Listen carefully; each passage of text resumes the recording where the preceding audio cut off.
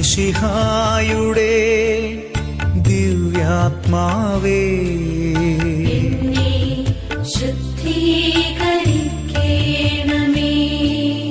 മിശിഹായുടെ തിരുശരീരമേ എന്നെ രക്ഷിച്ചിടണമേ.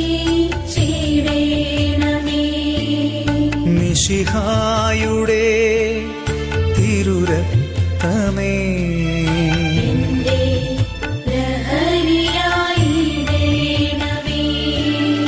മിശിഹായുടെ മുറിവിലെ ജലമേ എന്നെ നിത്യം കഴുകിയിടണേ.